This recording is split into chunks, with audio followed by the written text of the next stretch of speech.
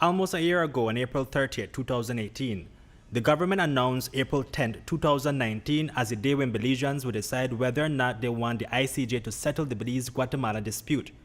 A few months later, towards the end of the year, we would see the government's I.C.J. Be Informed campaign kicked off into full gear. The approach, however, was heavily criticized as one-sided and was seen as a push for a yes vote.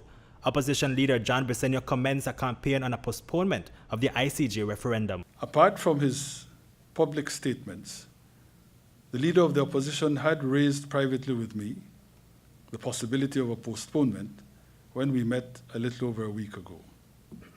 But I did not find the reasons offered for the suggestion at all convincing, especially since the postponement the PUP leader wanted was until after the November 2020 elections. The arguments for postponement, as I understood them, are that April 10th, 2019 is too close to November 2020, and to hold the referendum as scheduled would somehow contaminate it with partisan electoral campaigning for 2020. On January 9th, 5 former foreign ministers gathered for a rare occasion. They took a unified position in favor of going to the I.C.J. The idea was generated from among the foreign ministers themselves. It's a question of duty, honor, and principle, and it's as simple as that. Not for some. What was expected to be a bipartisan approach to the most important national issue became a battle between the two major political parties. On January 22nd, a UDP cabinet announced its unanimous support for a yes vote. A day after, on January 23rd, the People's United Party came out with its People Declaration, a solid no to the I.C.J. Having duly considered all aspects of the education campaign, the state of unreadiness for the I.C.J. referendum scheduled for the 10th April 2019, and the majority no position of party supporters. This was followed by a meeting of the UDP National Party Council on January 26, when the ruling party affirmed its full and unwavering support for a yes vote. And after all the grandstanding was over, the parties took their battle inside the arena of legal arguments. On March 6, the PUP filed a legal claim challenging the validity of the 2008 special agreement. Today, the 6th day of March, the year of our Lord 2019, to challenge the legality and the constitutionality of the special agreement, which also involves the matter of a referendum, which is on the 10th of April, that the holding of that referendum would be a part of an illegal and unlawful and an unconstitutional action, and the court ought not to tolerate it. The Bar Association commissioned a legal opinion by Professor Stephen Vassiani, who concluded that the 1859 treaty was not a treaty of cession. Prime Minister Dean Barrow on March 28 introduced a new legal opinion on the Belize-Guatemala territorial dispute by former I.C.J. President Judge Stephen Strebel.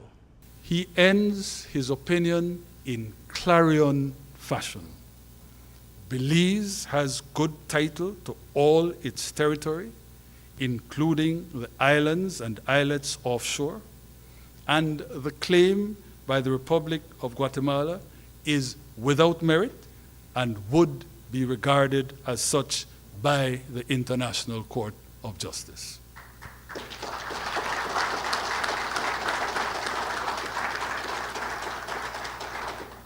Now, ladies and gentlemen, all this is a most important and reassuring reaffirmation of the 2001 legal opinion.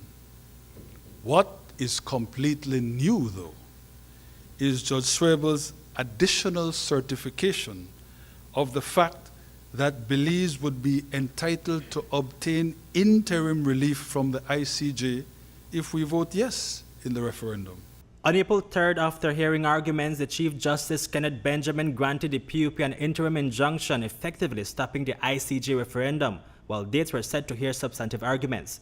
The government, however, moved quickly, applying to the Court of Appeal to have the injunction lifted.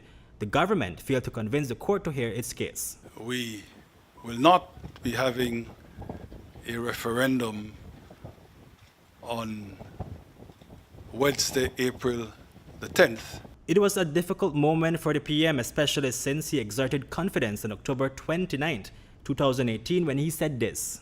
The I.C.J. referendum date is April 10th, 2019, and we have no intention of changing that date.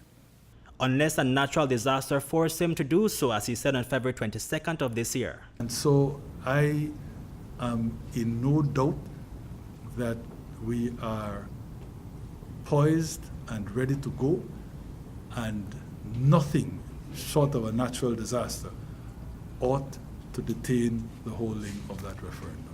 And that natural disaster came in the form of an unexpected ruling from the Supreme Court. The only point on which the claimants have succeeded and on which an injunction has been granted is the question of whether the writs are valid.